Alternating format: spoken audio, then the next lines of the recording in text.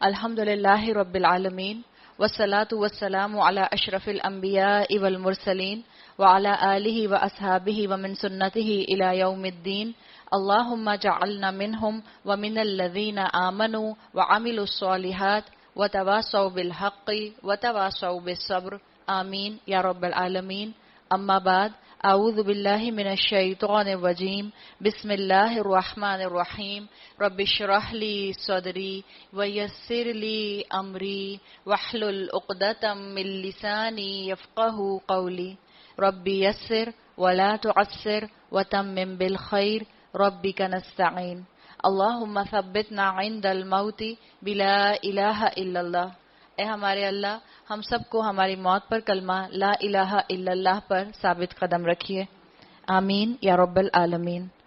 سورہ بقرہ کی آیت نمبر 104 سے ہم انشاءاللہ آج جو ہے اپنی بات شروع کریں گے.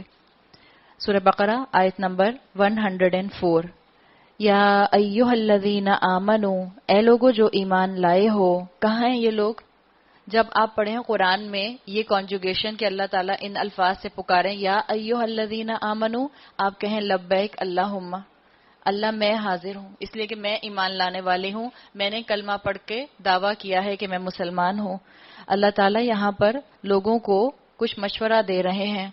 اے لوگو جو ایمان لائے ہو، لا تقولوا راعینا، یہ تم راعینا مت کہا کرو، وقولو، بلکہ کیا کہا کرو، انظرنا، ہماری طرف نظر کیجئے، واسمعوا، اور ہمیں سنیے اور اس کو غور سے سنو.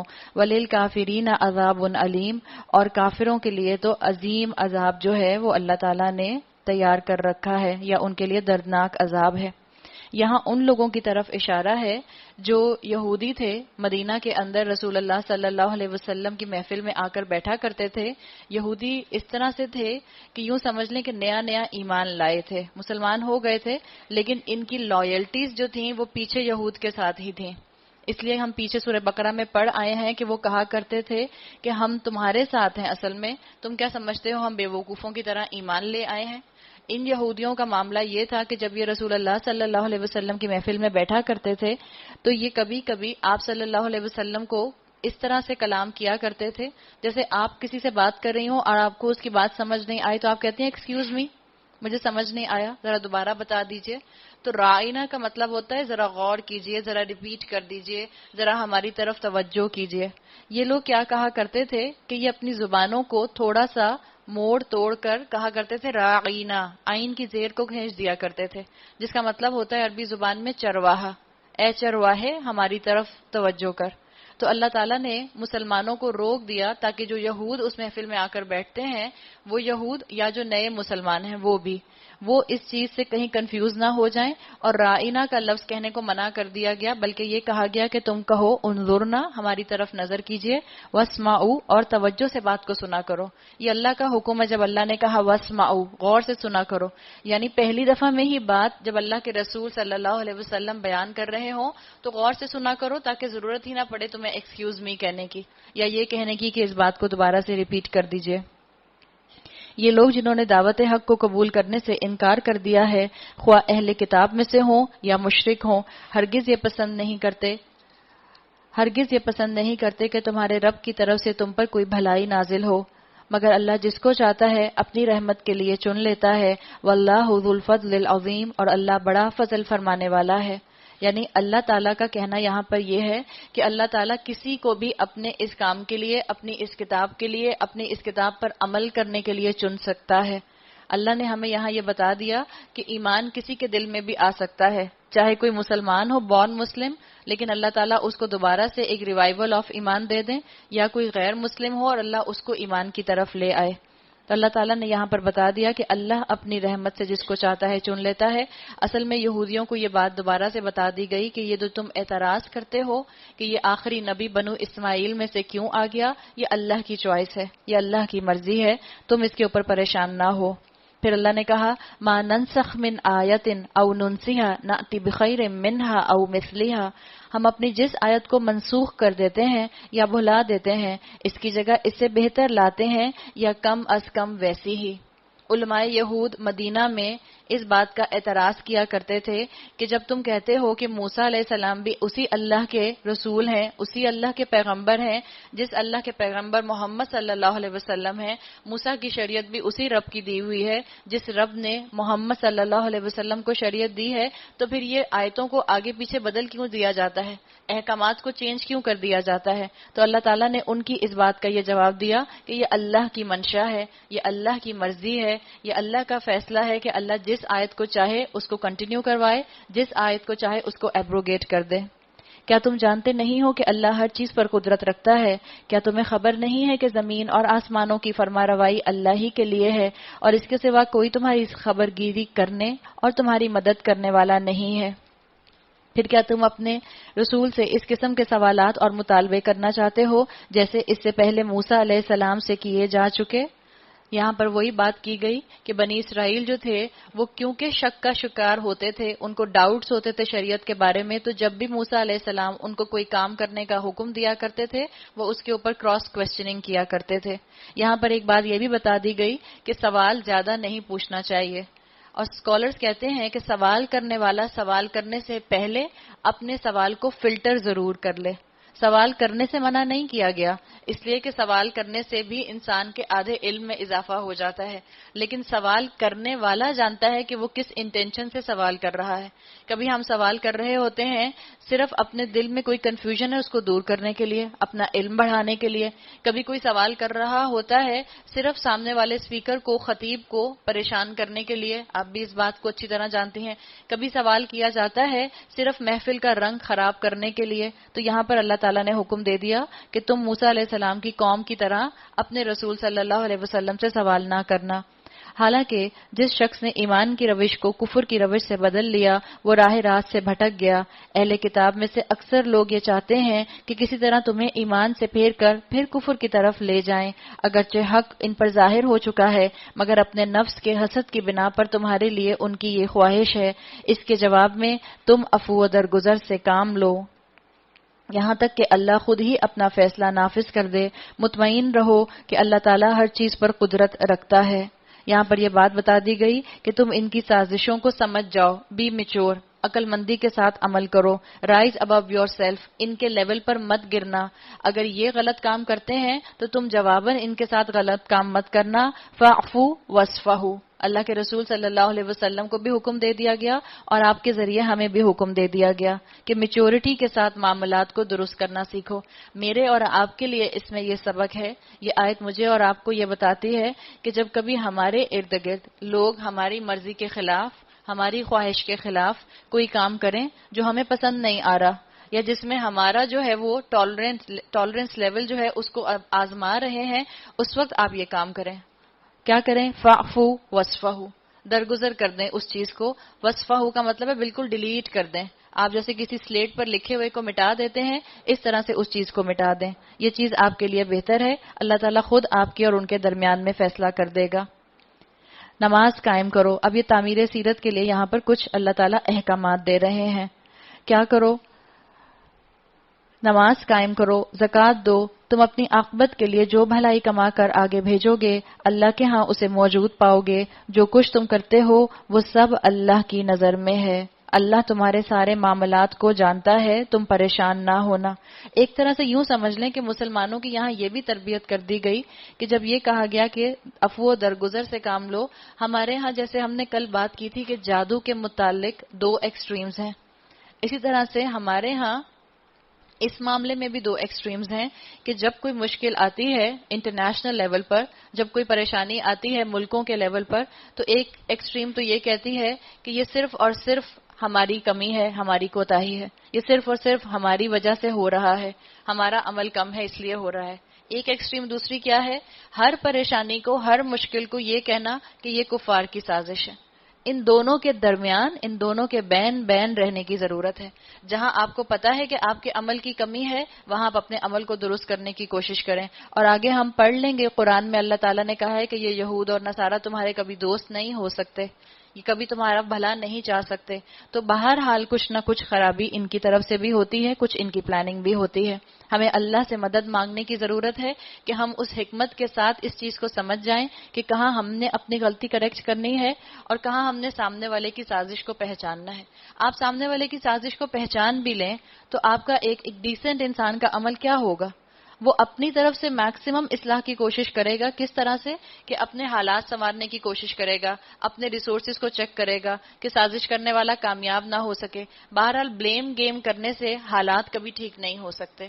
تو مسلمان کا کس طرح کا رویہ ہوتا ہے کہ مسلمان جو ہے وہ عمل کی طرف آگے بڑھتا ہے, فوراً یہ سوچتا ہے کہ ایسے حالات میں مجھے کیا عمل کرنا چاہیے. وَقَالُوا لَن يُدْخَلَ الْجَنَّةَ إِلَّا مَنْ كَانَ هُودًا أَوْ نَصَارَىٰ. ان کا کہنا ہے کہ کوئی شخص جنت میں نہ جائے گا جب تک کہ وہ یہودی نہ ہو یا عیسائیوں کے خیال کے مطابق عیسائی نہ ہو. اللہ نے کیا کہا؟ تِلْكَ أَمَانِيُّهُمْ, یہ ان کی تمنائیں ہیں, یہ ان کی وشفل تھنکنگ ہے. آج ہم مسلمانوں کے اندر بھی آپ کو ایسی فرقہ بندیاں نظر آتی ہیں. ہم بھی شاید یہ سمجھتے ہیں کہ کیونکہ ہم نے کلمہ پڑھ لیا, کیونکہ ہم مسلمان گھرانے میں پیدا ہو گئے, کیونکہ ہم رسول اللہ صلی اللہ علیہ وسلم کی امت میں سے ہیں, تو ہم تو ضرور ہی بخشے بخشائے ہیں. ایسی گروہ بندیاں ہمارے اندر بھی ہو گئی ہیں. اللہ تعالیٰ نے یہ کہہ کر تِلْكَ أَمَانِيُّهُمْ ہمیں ان فرقہ بندیوں کی مینٹیلٹی سے نکال لیا ہے. ان سے کہو اپنی دلیل پیش کرو اگر تم اپنے وعدے میں سچے ہو. دراصل نہ تمہاری کچھ خصوصیت ہے نہ کسی اور کی. حق یہ ہے کہ جو بھی اپنی ہستی کو اللہ کی اطاعت میں سونپ دے, من اسلم وجہہ للہ, اور عملاً نیک روش پر چلے, وہو محسن, اور وہ محسن ہو. اسلام کے لیے کہتے ہیں اسلام از ناٹ اے ناؤن, اسلام از اے ورب. اسلام صرف منہ سے بولنے کا نام نہیں ہے, کچھ کر کے دکھانے کی بات ہے. آپ کو اور مجھے اسلام کے لیے پریکٹسنگ مسلم بننا ہے, خالی مسلم نہیں, پریکٹسنگ مسلم. اور اس کے لیے اس کے رب کے پاس اس کا اجر ہے. ایسے لوگوں کے لیے کسی خوف یا رنج کا کوئی موقع نہیں ہے. دنیا میں یاد رکھیں ایک بات کہ ہر انسان درست نہیں ہو سکتا. آج کل یہ بھی بہت کہا جاتا ہے کہ آخر کرسچنز بھی تو اتنے نیک کام کرتے ہیں, اتنی فیلنتھراپسٹ ایکٹیویٹیز کرتے ہیں, اتنا سوشل ورک کرتے ہیں, اور یہ حقیقت ہے کہ جتنا سوشل ورک کے ذریعے, جتنا اپنی ان سروسز کے ذریعے کرسچنز جو ہیں وہ لوگوں کا دل جیتتے ہیں, اتنا مسلمان بھی نہیں جیت پاتے. اتنی وہ ایفرٹس کرتے ہیں. لیکن اللہ نے یہاں کہہ دیا کہ اصل میں جو اب حق ہوگا وہ ایک ہی حق ہوگا جو اللہ نے اس القرآن میں بیان کر دیا اپنے رسول صلی اللہ علیہ وسلم کے ذریعے. سب عقیدے والے درست نہیں ہو سکتے, صرف وہ اب حق ہوگا جو اللہ کو بلند کرے گا, اللہ کی دی ہوئی شریعت کو بلند کرے گا. آگے پھر عمل کی بات آ گئی. یہودی کہتے ہیں عیسائیوں کے پاس کچھ نہیں, عیسائی کہتے ہیں یہودیوں کے پاس کچھ نہیں, حالانکہ دونوں ہی کتاب پڑھتے ہیں. اور اسی قسم کے دعوے ان لوگوں کے بھی ہیں جن کے پاس کتاب کا علم نہیں ہے. یہ اختلافات جن میں یہ لوگ مبتلا ہیں, ان کا فیصلہ اللہ قیامت کے روز کر دے گا. یعنی یہاں یہ سمجھ لیں کہ کوئی کھلی چھٹی نہیں دے دی گئی کہ جیسے چاہو اختلاف کر لو. یہ کہا گیا ہے کہ اختلافات ہیں, تم اپنے لیے ان اختلافات میں حق کی راہ ڈھونڈو اور حق پر چلنا شروع کر دو. اور اس شخص سے بڑھ کر ظالم کون ہوگا جو اللہ کی مسجدوں میں اس کے نام کی یاد سے روکے اور ان کی ویرانی کے در پہ ہو.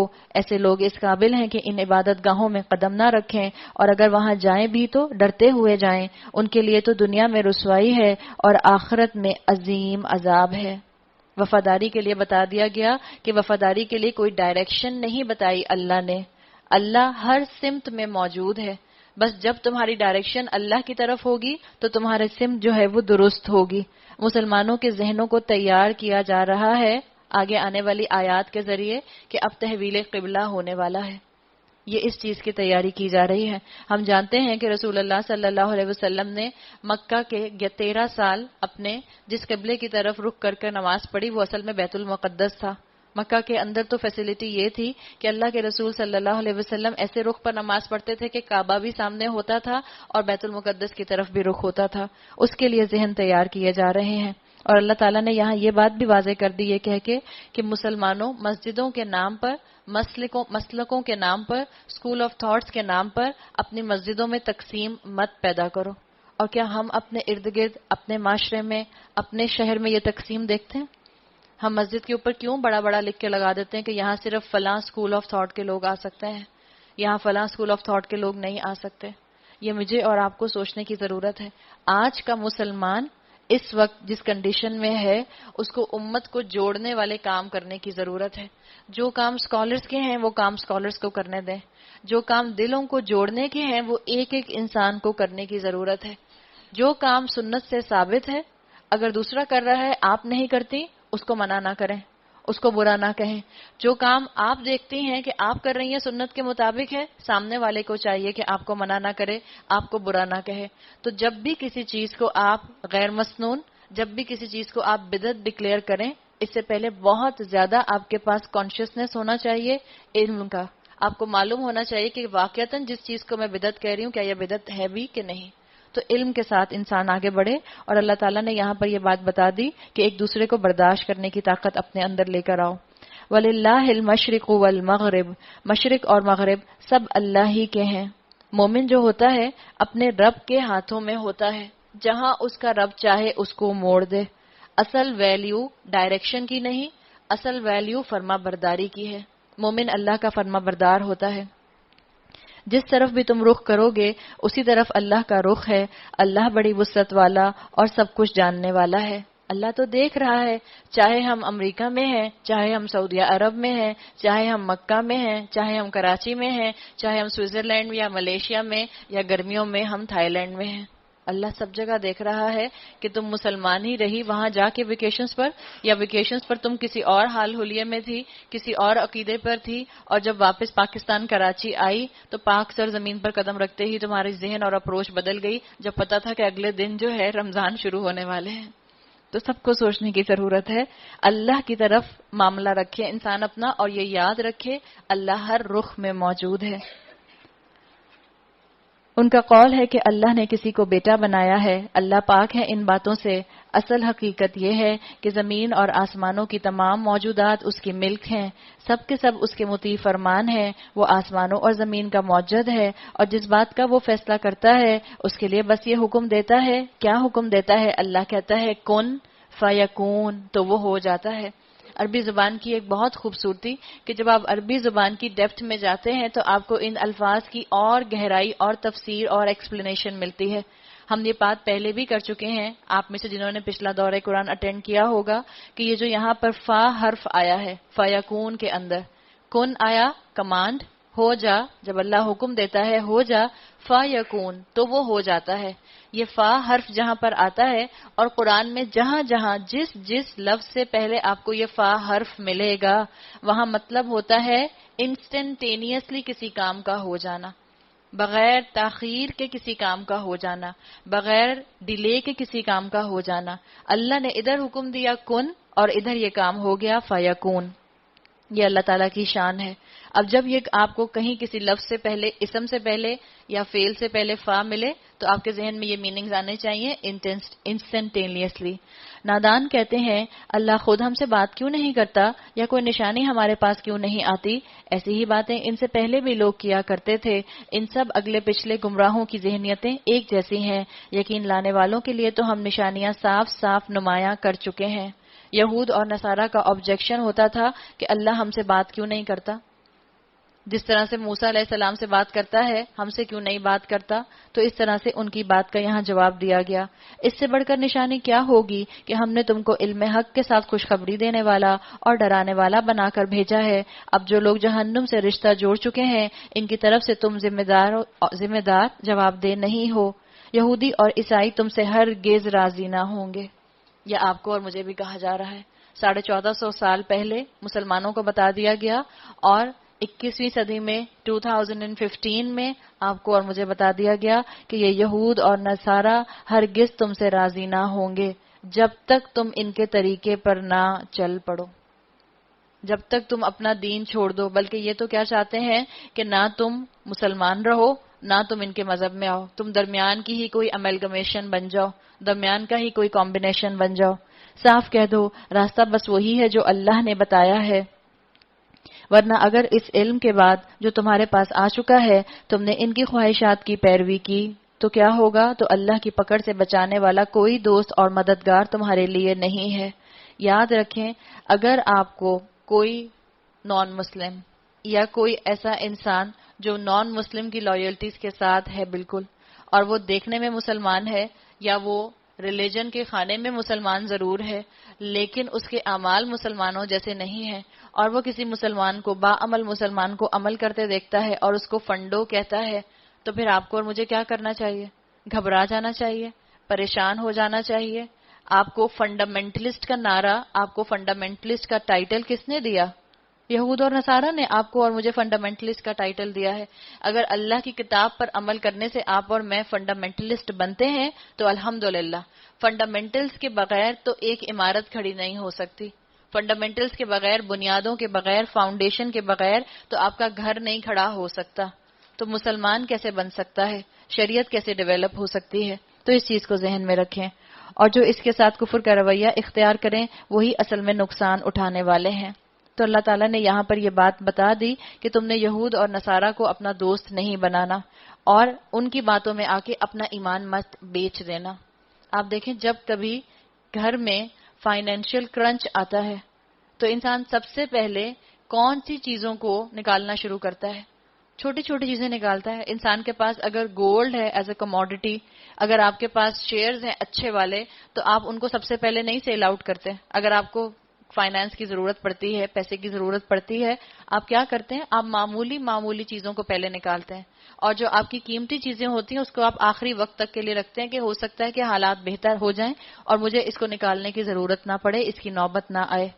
آپ اور میں اپنی زندگیوں پہ اس چیز کو فٹ کر کے دیکھ لیں کہ جب حالات مشکل آتے ہیں، جب خاندان والے مجھے باتیں کرتے ہیں میرے دین پر عمل کرنے کی وجہ سے، جب میری فرینڈز مجھے کسی بھی طرح کے ٹائٹل سے، نینجا کا ٹائٹل، فنڈو کا ٹائٹل، یا مجھے کسی بھی طرح کا ایکسٹریمسٹ کا ٹائٹل دے کر تنگ کرتی ہیں، تو کیا سب سے پہلے میں اللہ سے دعا کرتی ہوں یا سب سے پہلے میں یہ سوچتی ہوں کہ اچھا اب میں یہ کام کروں گی نہیں تاکہ مجھے کوئی آئندہ سے ایسے ٹائٹل ہی نہ دے؟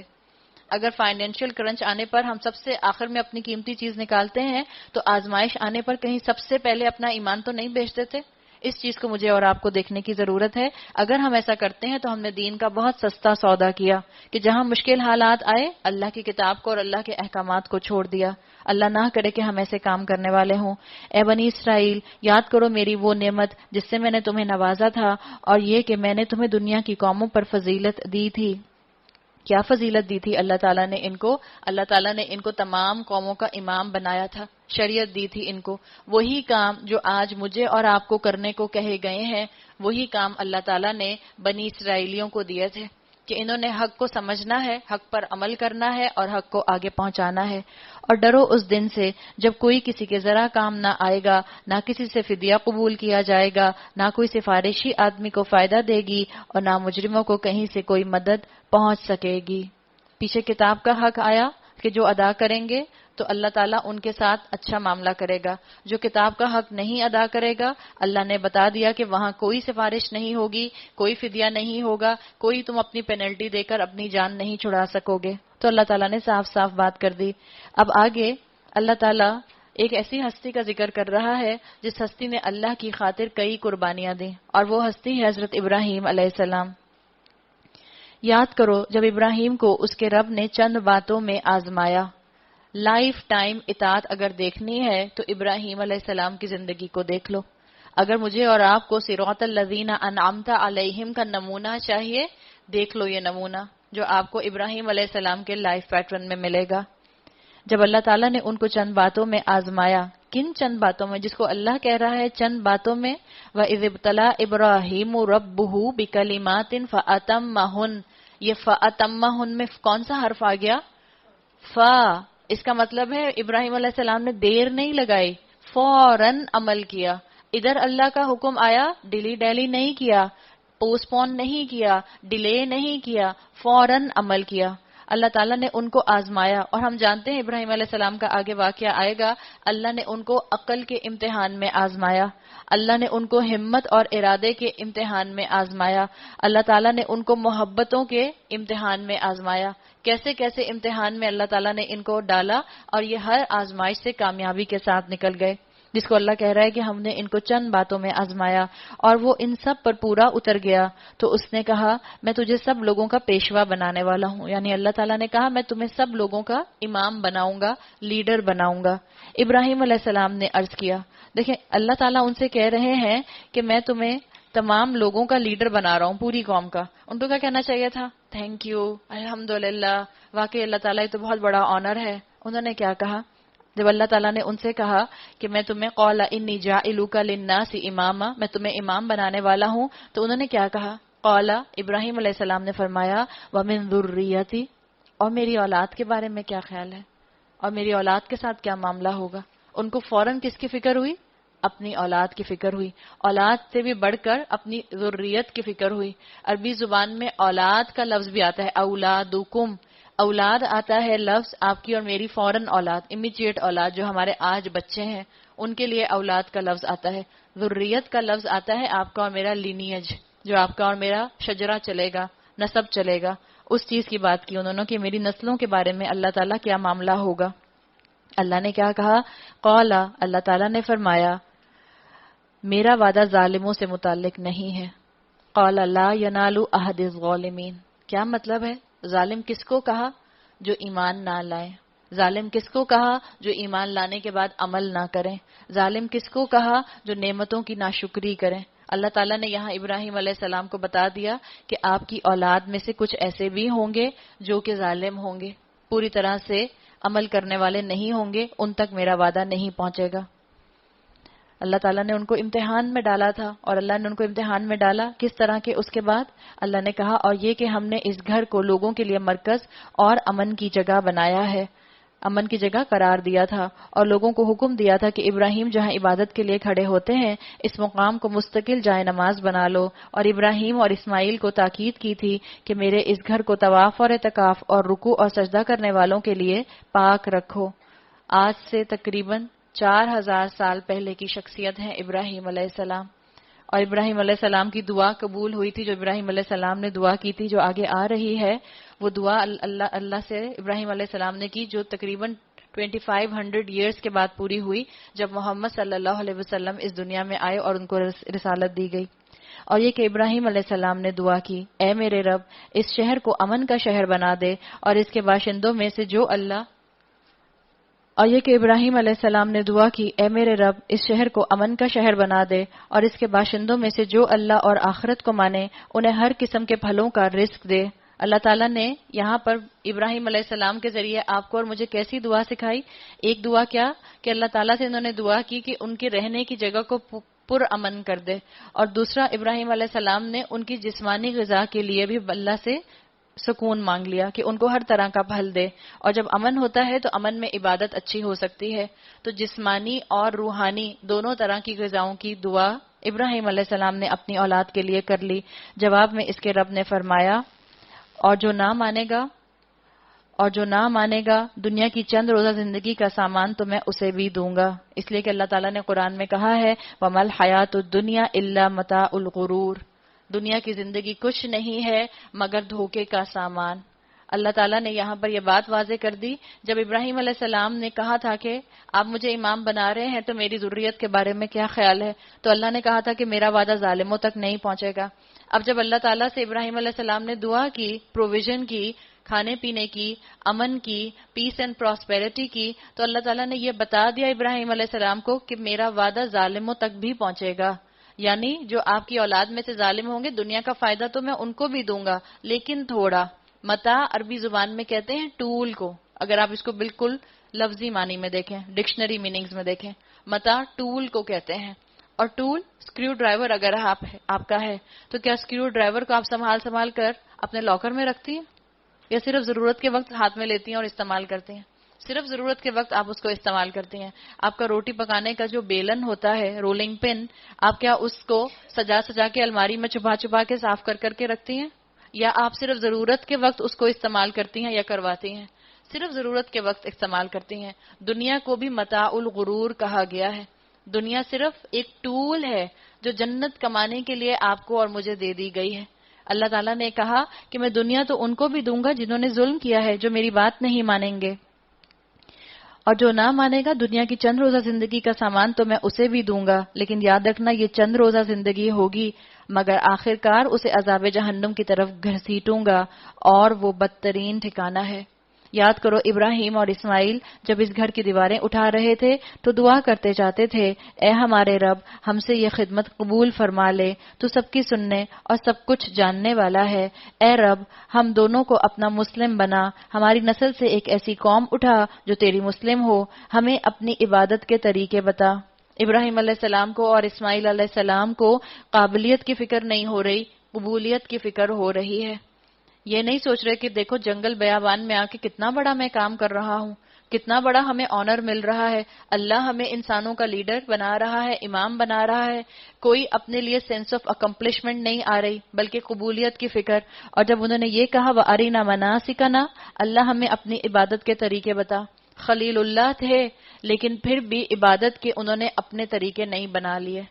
تو جب ابراہیم علیہ السلام اپنے لیے خود ساختہ طریقے عبادت کے نہیں بنا سکتے تو آپ اور میں آج نئے نئے طریقے عبادت کے اللہ کو خوش کرنے کے کیسے اپنا سکتے ہیں، جبکہ رسول اللہ صلی اللہ علیہ وسلم کے ذریعے اس دین کو مکمل کر دیا گیا ہے۔ اور ابراہیم علیہ السلام نے دعا کی، اور ہماری کوتاہیوں سے درگزر فرما، تو بڑا معاف کرنے والا اور رحم فرمانے والا ہے۔ اور اے رب ان لوگوں میں خود انہی کی قوم سے ایک رسول اٹھا جو انہیں تیری آیات سنائے، ان کو کتاب اور حکمت کی تعلیم دے اور ان کی زندگیوں کو سنوارے، تو بڑا مقتدر اور حکیم ہے۔ اللہ تعالیٰ نے یہ جو یہاں پر آیت آئی ہے، آیت نمبر 129 سورہ بقرہ کی، آلموسٹ یہی الفاظ کے ساتھ تھوڑی سی آگے سے الفاظ کی پلیسمنٹ آگے پیچھے کر کے یہ آیت اور 3 مقامات پر قرآن میں آتی ہے۔ سورہ بقرہ میں ایک آئی ہے 129 پر، ایک اور سورہ بقرہ میں یہ آیت آتی ہے انہی الفاظ کے ساتھ آیت نمبر 151 میں، سورہ آل عمران میں یہ آیت آئے گی انہی الفاظ کے ساتھ 164 میں، اور سورہ جمعہ میں آیت نمبر 2 وہاں پر بھی یہی الفاظ آتے ہیں، ربنا وابعث فیہم رسولا منہم یتلو علیہم آیاتک ویعلمہم الکتاب والحکمہ ویزکیہم انک انت العزیز الحکیم۔ اللہ تعالیٰ سے ابراہیم علیہ السلام نے دعا کی اور اس دعا کا نتیجہ محمد صلی اللہ علیہ وسلم کی شکل میں اللہ تعالیٰ نے اس امت کو دیا۔ آپ دیکھیں انہوں نے کیا دعا کی، ربنا وابعث فیہم رسولا منہم، ان میں سے ہی کوئی رسول اٹھا تاکہ وہ اس کی زبان کو سمجھ سکیں، وہ رسول جو ان سے باتیں کرے ان کو معلوم ہو رسول کو کہ ان کی مشکلات کیا ہیں، ان کی پریشانیاں کیا ہیں، ان کے پرابلمز کیا ہیں، ان کے مسائل کیا ہیں، ان کی کمی کوتاہی کیا ہے، تاکہ وہ انہی پرابلمز کو ایڈریس کر سکے۔ تو یہ اللہ کی رحمت ہوتی ہے کہ اللہ تعالیٰ جس علاقے میں انسان رہ رہے ہوں اسی علاقے میں کسی کو بھیج دے جو ان کو اللہ کا کلام سنائے اور اللہ کا کلام بتائے انہی کی زبان میں۔ اب اگر اس وقت یہاں پر کوئی چائنیز آ کر بیٹھ جائے اور وہ آپ کو دورہ ترجمہ قرآن کرائے اور وہ اپنی چائنیز زبان میں بولے تو کتنے لوگ بیٹھے رہیں گے یہاں پہ؟ مشکل ہو جائے گی نا۔ تو اللہ کے رسول کی، ابراہیم علیہ السلام کی حکمت دیکھیں کہ وہ کہہ رہے ہیں کہ انہی میں سے، تاکہ وہ ان کے پرابلمز کو جانتے ہوں ایسا رسول اٹھائیں۔ وہ کیا کریں؟ یتلو علیہم آیاتی، وہ ان پر آپ کی آیات کو تلاوت کریں، وہ آپ کی آیات کو ان کے اوپر پڑھیں۔ وَيُعَلِّمُهُمُ الْكِتَابَ، اور وہ ان کو کتاب کی تعلیم دیں، یعنی ایکسپلین کریں ان آیات کو۔ پہلے تو ان آیات کو پڑھ کر سنائیں، جس تلفظ کے ساتھ اللہ کے رسول صلی اللہ علیہ وسلم نے پڑھا اس کو محفوظ کر لیا گیا، اسی تلفظ کے ساتھ ان آیات کو پڑھا جائے، اور اس کے بعد کیا کیا جائے؟ وَيُعَلِّمُهُمُ الْكِتَابَ، اور جو پڑھایا جائے پھر اس کی وہ ایکسپلینیشن دیں۔ وَالْحِکْمَةَ، حکمت مطلب ان آیات کی وزڈم بتائیں یا سنتوں کے ذریعے اللہ کے بتائے ہوئے احکامات کی لاجک سامنے لے کر آئیں۔ اس چیز کو بھی حکمت کے اندر لیا گیا ہے کہ سنت کی روشنی میں انسان کی تربیت کی جائے۔ وَيُزَكِّيهِمْ، اور یہ رسول کیا کرے؟ ان کا تجزیہ کرے، ان کی کلینزنگ کرے۔ کلینزنگ 2 طرح سے ہوتی ہے انسان کی، ایک ہوتی ہے اس کی جسمانی کلینزنگ اور ایک ہوتی ہے اس کی ذہنی کلینزنگ۔ ہم مسلمانوں کو دونوں کلینزنگ کی ضرورت ہے تاکہ میرا اور آپ کا ذہن صاف ہو، تو میرے اور آپ کے ذہن سے جو خیالات دل کے اندر جائیں وہ پاک ہوں، ان کا تزکیہ ہوا ہو، اور پھر اس طرح سے انسان جو ہے اپنی تربیت میں آگے سے آگے بڑھ سکتا ہے۔ دنیا کے فائدے مانگنے کے بعد روحانی فائدے انہوں نے مانگے، اور ہم بھی ابراہیم علیہ السلام کی اس سنت سے یہاں یہ سیکھیں کہ جہاں ہم اپنے بچوں کے لیے دنیا مانگتے ہیں وہاں ہم ان کے لیے آخرت ضرور مانگیں، ان کی آخرت میں بہتری ان کے لیے اور ان کی آخرت میں جنت کے بلند درجات ان کے لیے ضرور مانگیں۔ اب کون ہے جو ابراہیم کے طریقے سے نفرت کرے جس نے خود اپنے آپ کو حماقت اور جہالت میں مبتلا کر لیا ہو؟ اس کے سوا کون یہ حرکت کر سکتا ہے؟ ابراہیم تو وہ شخص ہے جس کو ہم نے دنیا میں اپنے کام کے لیے چن لیا تھا اور آخرت میں اس کا شمار صالحین میں ہوگا۔ اس کا حال یہ تھا کہ جب اس کے رب نے اس سے کہا اسلم، فرما بردار ہو جا، مسلم ہو جا، قالا، ابراہیم علیہ السلام نے فرمایا اسلمت لرب العالمین، میں تو رب العالمین کے لیے، مالک کائنات کے لیے مسلم ہو گیا۔ اسی طریقے پر چلنے کی ہدایت اس نے اپنی اولاد کو کی تھی اور اسی کی وصیت یعقوب اپنی اولاد کو کر گئے تھے۔ اس نے کہا تھا کہ میرے بچوں، اللہ نے تمہارے لیے یہی دین پسند کیا ہے، لہٰذا مرتے دم تک مسلم ہی رہنا، فلا تموتن الا وانتم مسلمون۔ ابراہیم علیہ السلام اور یعقوب علیہ السلام میں کتنا گیپ ہے؟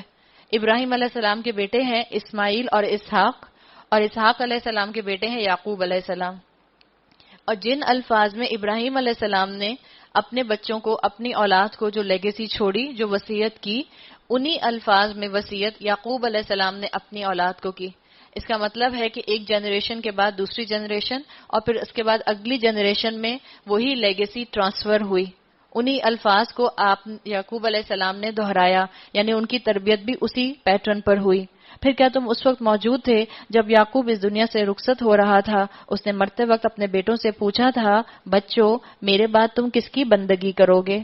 ما تعبدون من بعدی، ڈیتھ بیڈ پر یہ پوچھنا کہ میرے بعد تم کس کی عبادت کرو گے، کس کی بندگی کرو گے، کس کے لیے اپنے دن رات گزارو گے، کس کی ہستی کو پرائرٹائز کرو گے، یہ وہی انسان پوچھ سکتا ہے جس کی زندگی ساری کی ساری اللہ کے لیے وقف ہو گئی ہو، جس نے اپنی زندگی میں صرف اور صرف اللہ کو خوش کرنے والے کام کیے ہوں۔ ورنہ ڈیتھ بیڈ پر انسان کو یہ بات یاد آتی ہے؟ اپنے دل پر ہاتھ رکھ کر سوچیں، آپ کو یا مجھے اس وقت عالم نزاع کا معاملہ آ جائے، موت کا معاملہ آ جائے، تو ہمیں سب سے پہلے کیا خیال آئے گا جو ہم اپنے بچوں سے کہیں گے؟ سب سے اچھا ڈاکٹر لے کر آؤ، سب سے اچھی جگہ مجھے لے کر چلو، یہاں فلاں جگہ میرا ٹیسٹ کراؤ، فلاں جگہ بات کر لو میرے لیے کمرے کی۔ ہم یہ بات کریں گے۔ ان کو کیا فکر ہو رہی ہے کہ اگر میں یہاں دنیا سے چلا گیا تو میری اولاد میرے پیچھے کس کی بندگی کرے گی؟ ان سب نے جواب دیا، ہم سب اسی ایک خدا کی بندگی کریں گے جسے آپ نے اور آپ کے بزرگوں ابراہیم، اسماعیل اور اسحاق نے خدا مانا ہے، ہم اسی کے مسلم ہیں۔ مسلم یاد رکھیں کسی کلٹ کا نام نہیں ہوتا، بلکہ مسلم صحیح عقیدے، صحیح ترجیحات کا نام ہوتا ہے۔ وہ کچھ لوگ تھے جو گزر گئے، جو کچھ انہوں نے کمایا وہ ان کے لیے ہے، اور جو کچھ تم کماؤ گے وہ تمہارے لیے ہے۔ تم سے یہ نہیں پوچھا جائے گا کہ وہ کیا کرتے رہے تھے۔ اس کا مطلب کیا ہے کہ اللہ تعالیٰ نے یہاں مجھے اور آپ کو یہ بات بتا دی کہ اگر تمہیں بہت سی ہسٹوریکل انفارمیشن ہے کہ کون کس کا بیٹا تھا، کون کس کا پوتا تھا، کون کس کا دادا تھا، کس نے اپنی وصیت کے کیا الفاظ استعمال کیے، تو یاد رکھو یہ چیز تمہیں بخشوا نہیں سکتی، اس کے لیے تمہیں عمل کرنا ہوگا۔ تم سے یہ نہیں پوچھا جائے گا کہ وہ کیا کرتے تھے۔ یہودی کہتے ہیں یہودی ہو تو راہ راست پاؤ گے، عیسائی کہتے ہیں عیسائی ہو تو ہدایت ملے گی۔ ان سے کہو نہیں، بلکہ سب کو چھوڑ کر ابراہیم کا طریقہ، اور ابراہیم مشرکوں میں سے نہ تھا۔ مسلمانوں، کہو کہ ہم ایمان لائے اللہ پر اور اس ہدایت پر جو ہماری طرف نازل ہوئی ہے اور جو ابراہیم، اسماعیل، اسحاق، یعقوب اور اولاد یعقوب کی طرف نازل ہوئی تھی، اور جو موسیٰ اور عیسیٰ اور دوسرے تمام پیغمبروں کو ان کے رب کی طرف سے دی گئی تھی۔ ہم ان کے درمیان کوئی تفریق نہیں کرتے۔ وَنَحْنُ لَهُ مُسْلِمُونَ، اور ہم اللہ کے مسلم ہیں۔ اسلام کی جڑیں، جو آج لوگ کہتے ہیں کہ اسلام کی روٹس، اسلام کا کلچر عرب کلچر ہے، بالکل غلط کہتے ہیں۔ اسلام کا کلچر ابراہیمک کلچر ہے۔ ابراہیم علیہ السلام کی شریعت کو، ابراہیم علیہ السلام کے اعمال کو، ابراہیم علیہ السلام کے دین کو ہمیں آگے اپنانے کو کہا گیا۔ پھر اگر وہ اسی طرح ایمان لائیں جس طرح تم ایمان لائے ہو تو ہدایت پر ہیں، اور اگر اس سے منہ پھیریں تو کھلی بات ہے کہ وہ ہٹ درمی میں پڑ گئے ہیں۔ لہٰذا اطمینان رکھو کہ ان کے مقابلے میں اللہ تمہاری حمایت کے لیے کافی ہے۔ اردو میں اتنا بڑا جملہ ہے کہ تم اطمینان رکھو، ان قریب اللہ تمہاری حمایت کے لیے ان کے لیے کافی ہو جائے گا، یعنی ان کے مقابلے پہ تمہاری حمایت کرے گا۔ تو عربی میں ایک لفظ آپ کو نظر آ رہا ہے، فَسَيَكْفِيكَهُمْ، ایک لفظ، فا الگ، فَسَيَكْفِي میں فا نے آپ کو کیا بتایا؟ اللہ فوراً انسٹنٹینیسلی میری اور آپ کی مدد کے لیے موجود ہوگا، تو گھبرانے کی ضرورت نہیں ہے۔ وَهُوَ السَّمِيعُ الْعَلِيمُ، اور وہ سب کچھ سنتا اور جانتا ہے۔ صبغۃ اللہ، کہو اللہ کا رنگ اختیار کرو، اور اس کے رنگ سے اچھا اور کس کا رنگ ہوگا؟ اللہ کا رنگ یعنی اپنے اوپر سے پرانے تھاٹس کا، پرانے عقائد کا، پرانے نوشنز کا سب رنگ اتار کے ایک طرف کر دو، اور جب قرآن پڑھنا شروع کر رہے ہو تو اپنے آپ کو اللہ کے رنگ میں رنگنے کی کوشش کرو۔ آپ دوپٹہ ڈائی ہونے کے لیے بھیجیں اور آپ کہیں کہ اس کو رائل سلک کلر کا کر دینا، رائل بلو کلر کا کر دینا، سلک کا دوپٹہ آپ اپنا بھیجیں، اور جب آیا ڈائی سے وہ ڈائی ہو کے تو اس میں درمیان میں پیچز ہوں، کہیں پہ رنگ ہلکا ہو کہیں پہ رنگ گاڑھا ہو، تو آپ کیا کرتی ہیں؟ آپ اسے واپس کر دیتی ہیں۔ اللہ کو بھی ہماری شخصیت کے اوپر پورا اسلام کا رنگ چاہیے۔ ایسا نہیں کہ میرا کسی معاملے میں کسی ایسپیکٹ میں زندگی کے کسی کا رنگ ہے، کہیں پر کوئی رنگ ہے، کہیں پر کوئی رنگ ہے۔ آپ کو اور مجھے اللہ تعالیٰ کے رنگ میں رنگ جانا ہے، اور اللہ کا رنگ بندگی سے آتا ہے، اور بندگی انسان سیکھتا ہے ایاک نعبد و ایاک نستعین سے، کہ میری زندگی کا ایک ایک اینگل صرف اور صرف اللہ کی فرما برداری میں ہی ڈوبا ہوا ہے، میں اپنا ہر کام اللہ کی رضا کے مطابق کرتے ہوں۔ تو کہا گیا کہ اللہ کا رنگ اختیار کرو، اور اللہ کے رنگ میں رنگنے کی دعوت دی گئی ہے۔ اے نبی صلی اللہ علیہ وسلم، ان سے کہو کیا تم اللہ کے بارے میں ہم سے جھگڑتے ہو، حالانکہ وہی ہمارا رب بھی ہے اور تمہارا رب بھی، ہمارے اعمال ہمارے لیے ہیں، تمہارے اعمال تمہارے لیے، اور ہم اللہ ہی کے لیے اپنی بندگی کو خالص کر چکے ہیں۔ یا پھر تمہارا کہنا یہ ہے کہ ابراہیم، اسماعیل، اسحاق، یعقوب اور اولاد یعقوب سب کے سب یہودی تھے یا نصرانی تھے؟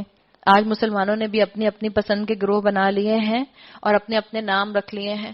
4 اسکول آف تھاٹس الگ، اس کے بعد ان 4 اسکول آف تھاٹس کے اندر ان کے اسکول آف تھاٹس الگ، پھر ان کے الگ۔ وہ آپ نے ایک لطیفہ سنا ہوگا یا دیکھا ہوگا، میں نے کچھ عرصہ پہلے کہیں کسی سوشل ویب سائٹ پر دیکھا تھا، اس میں انہوں نے 2 مسلمان دکھائے، اور یہ دکھایا کہ ایک مسلمان جو ہے وہ خودکشی کر رہا ہے، دوسرا مسلمان اس کو روکتا ہے، کہتا ہے بھائی خودکشی حرام ہے، وہ کہتا ہے مجھے مت روکو، میں زندگی میں بہت پریشان ہوں، وہ کہتا ہے نہیں تم میرے بھائی ہو، میں تمہیں روکوں گا۔ پھر جو روک رہا ہے وہ ایک دم سے پوچھتا ہے اچھا تم ہو کیا، مسلمان ہی ہو یا غیر مسلم ہو؟ کہتا ہے نہیں میں الحمدللہ مسلمان ہوں۔ پھر وہ اس سے پوچھتا ہے اچھا حنفی ہو یا حنبلی ہو، شافعی ہو یا مالکی ہو؟ کہتا ہے نہیں الحمدللہ میں حنفی ہوں۔ اس کے بعد وہ کہتا ہے الحمدللہ، پھر وہ پھر اس سے پوچھتا ہے، اب حنفی کے اندر بھی وہ 12 مختلف، مجھے تو یاد بھی نہیں رہے، وہ 12 مختلف سیکٹ پوچھتا ہے کہ یہ ہے یہ ہو، وہ کہتا ہے نہیں، کہتا ہے الحمدللہ، وہ کہتا ہے یہ ہو، نہیں۔ جب وہ 12ویں پہ پہنچتا ہے تو وہ کہتا ہے تم یہ ہو، کہتا ہے نہیں، کہتا ہے انا للہ و انا الیہ راجعون، تمہیں تو خودکشی کر لینی چاہیے، تم تو مسلمان ہی نہیں ہو۔ ہماری سختی کا یہ عالم ہو گیا۔ حضرت عائشہ کون تھی؟ حضرت فاطمہ کون تھی؟ عثمان کون تھے؟ علی کون تھے؟ ابو بکر کون تھے؟ صحابہ کون تھے؟ حنفی تھے، مالکی تھے، حنبلی تھے، شافعی تھے، کیا تھے؟ سوچیں تو، مسلمان تھے، مسلمون تھے، یکسو مسلمان، حنیف مسلمان تھے۔